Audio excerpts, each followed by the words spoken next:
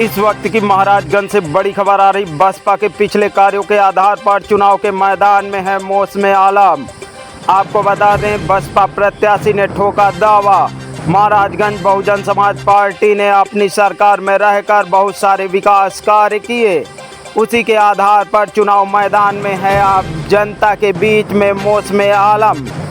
अब जनता को यह तय करना होगा कि महाराजगंज का विकास चाहती है या 5 या 10 किलो राशन या सम्मान निधि लेना चाहती। यह जनता के ऊपर निर्भर करता है। बाकी हम महाराजगंज की सेवा के लिए सदैव तत्पर हैं। महाराजगंज की सेवा के लिए सदैव हम तत्पर हैं। जनता की समस्याओं के लिए हमेशा आगे रहेंगे। आपको बताते चले कि पिछली सरकार में बहन जी ने महाराजगंज को क्या क्या दिया, यह किसी से छिपा हुआ नहीं है। पिछले कई वर्षों से महाराजगंज में कोई विकास कार्य नहीं दिख रहा। जनता परेशान है, बदहवास है, दौड़ दौड़ करके परेशान है, लेकिन कोई सुनवाई करने वाला नहीं है। इस सरकार में जिम्मेदार भी मनमानी कर रहे हैं, जिस पर अंकुश लगाना सिर्फ बसपा के बूते की बात है। बहन जी ने हमें आप सबके बीच में भेजा है। अगर आप सबका आशीर्वाद हमको मिला तो निश्चित रूप से महाराजगंज में विकास होगा। युवा तक भारत समाचार के लिए सुनील पाठक की रिपोर्ट। आज महाराजगंज जनपद में बहुजन समाज पार्टी के लोकप्रिय प्रत्याशी का प्रेस कॉन्फ्रेंस था। किस मुद्दे पर आपका प्रेस कॉन्फ्रेंस था? जैसे हमारा पूरा मुद्दा जो है बहुजन समाज पार्टी के तरफ से जो लोकसभा क्षेत्र के लिए एजेंडा है उस पर हमने बात किया है, जिसमें हमने बताया है कि बहुजन समाज पार्टी ने महाराजगंज में क्या क्या काम किए हैं।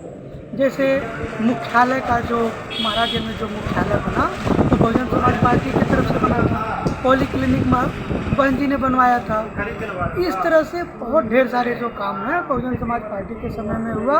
अगर बहुजन समाज पार्टी के कामों को हटा दिया जाए तो महाराजगंज में 5 भी ऐसे सरकारी बिल्डिंग नहीं होगी जो किसी दूसरी पार्टी ने काम किया। उन्हीं के सिद्धांतों पे आगे बढ़कर मैं महाराजगंज में 50,000 लोगों को सरकारी नौकरी, 5 लाख लोगों को रोजगार, महाराजगंज में किसानों के लिए समय पर नहर में पानी की व्यवस्था की जाएगी, महिला कॉलेज बनाए जाएंगे, महाराजगंज में महाविद्यालय बनाए जाएंगे। इसके बाद में जो चीनी मिलें बंद पड़ी है उन्हें चालू कराया जाएगा, जो चीनी मिल चालू है उसका आधुनिकीकरण किया जाएगा। इस तरह का जो हमारा एजेंडा है उसके ऊपर हमने बात किया है। और जनता से गुजारिश करूंगा कि इस बार आप लोग जो है अपने भाई, अपने बेटे मोहम्मद मौसम आलम जी को आप लोग ज़्यादा से ज़्यादा बहुजन समाज पार्टी के चुनाव चिन्ह हाथी के सामने का बटन दबाएं और जिताएं और अपने घर का नेता चुनें। धन्यवाद। गोरखपुर महाराजगंज में 2 प्रत्याशी दमदारी से लड़ रहे हैं, एक पंकज चौधरी, एक वीरेंद्र चौधरी।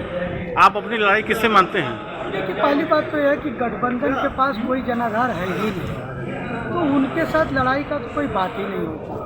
और आप सभी लोग जानते हैं बहुजन समाज पार्टी का एक कोर होता है जिसमें दलित, पिछड़ा पूरा समाज आता है। उसके बाद मैं अल्पसंख्यक समाज का हूँ, तो अल्पसंख्यक समाज के लोग भी अपना नेता चाहते हैं, अपने घर का बेटा चाहते हैं और वह सभी लोग साथ में हैं। तो इस तरह से जो ये दोनों वोट है वो ऑलरेडी 50% के आसपास है। बाकी मैं महाराजगंज का लोकल हूँ तो एक अच्छा सा वोट बैंक हमारे साथ है। तो हमारे साथ हमारी किसी से लड़ाई नहीं है। कुछ हद तक हमको भाजपा के लोग लड़ाई लड़ते हैं। फरेंदा से महाराजगंज आने और जाने वालों की संख्या हजारों की है रोज। साधन विहीन है, प्राइवेट टैक्सी वाले चलते हैं जो किराया अधिक वसूलते हैं और राहगीरों का उत्पीड़न करते हैं। तो इस सड़क के लिए गोरखपुर से जो महाराजगंज से फरेंदा की रोड है, इस पर अगर चुनाव जीतते हैं तो आप क्या करेंगे? देखिए, आपको बता देता हूँ, सिर्फ फरेंदा के लिए बात नहीं है, महत्वपूर्ण महाराजगंज के लिए चौतरफा विकास की ज़रूरत है। सभी ट्रेवलिंग के सिस्टम को दुरुस्त करना होगा। दूसरी चीज़ें, फरेंदा से जो महाराजगंज होकर हुगली जाने वाले सिसवा जाने के लिए जो रेलवे लाइन गठित की गई है वह जो है सिर्फ पेपरों पे है, उसको ज़मीन पर ज़रूर उतारूंगा। यह महाराजगंज का ही नहीं, मेरा खुद का भी सपना है, क्योंकि मैं महाराजगंज का निवासी हूँ। इसे ज़रूर दुरुस्त करूँगा।